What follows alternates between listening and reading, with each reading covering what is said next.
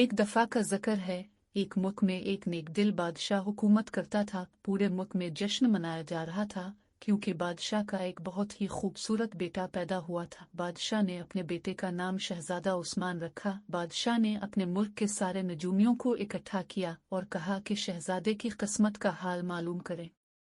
नजूमियों ने बताया, शहजादा हर लिहाज से खुश नसीब है, मगर शहजादे को किसी से मोहब्बत होगी, इसके लिए शहजादे को बहुत मुसीबतों से गुजरना पड़ेगा।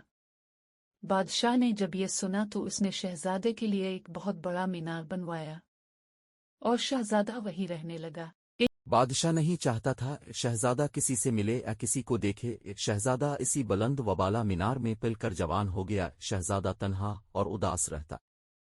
शहजादे ने आहिस्ता आहिस्ता परिंदों से बोलना शुरू किया और उनकी जबान सीख ली। एक दिन एक कबूतर शहजादे के पास आया और इसे बताने लगा, ये खूबसूरत शहजादे, यहाँ से बहुत दूर एक ऐसी शहजादी रहती है जो इतनी खूबसूरत है कि जब भी शहजादी महल के बागात में सैर करने आती है, हर तरफ शहजादी की खूबसूरती से हर शय रोशन हो जाती है।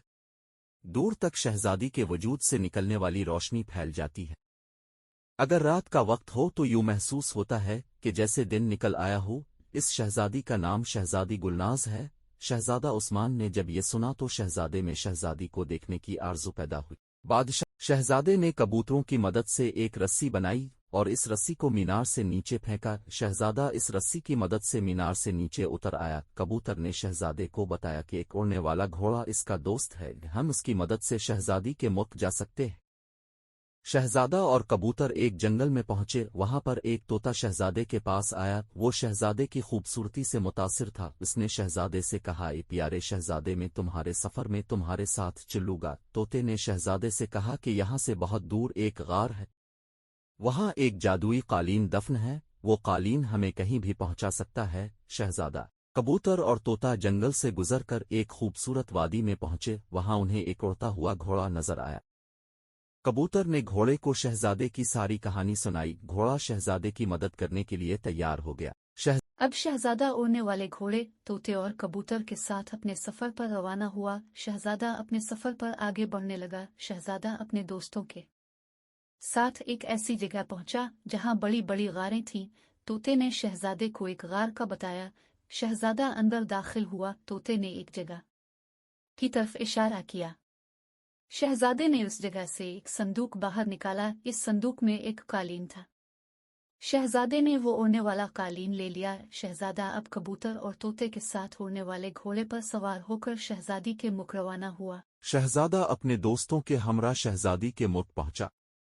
शहजादा जंगल में एक झोंपड़ी बनाकर रहने लगा। शहजादे का कबूतर शहजादी के महल पहुंचा। कबूतर ने एक खत शहजादी को दिया जिसमें शहजादे ने लिखा, वो एक मुल्क का शहजादा और सिर्फ शहजादी के लिए यहाँ आया है। जंगल के परिंदों से शहजादे ने अपनी एक तस्वीर बनवाई। ये तस्वीर हुदहुद और फाख्ता ने मिलकर एक लकड़ी पर बनाई। हुदहुद ने लकड़ी को चोंच से काटा और फाख्ता ने तस्वीर बनाई। शहजादे ने ये तस्वीर भी शहजादी को भिजवाई। शहजादी शहजादे की तस्वीर देखकर और खतों को पढ़कर उसे पसंद करने लगी। मगर एक दिन बादशाह ने शहजादी के पास शहजादे के खत देख लिए। बादशाह बहुत गुस्से में आ गया। बादशाह ने शहजादे को कैद करवा दिया और शहजादे से इसका घोड़ा छीन लिया। शहजादा कैद खाने से रात में आया और शहजादी के पास आया। शहजादे ने शहजादी से कहा कि वो इससे शादी के लिए तैयार है। शहजादी ने जवाब दिया, हाँ। शहजादा जादुई वालेन पर शहजादी को उड़ा कर ले गया। इसने अपने घोड़े को भी आजाद करवा लिया।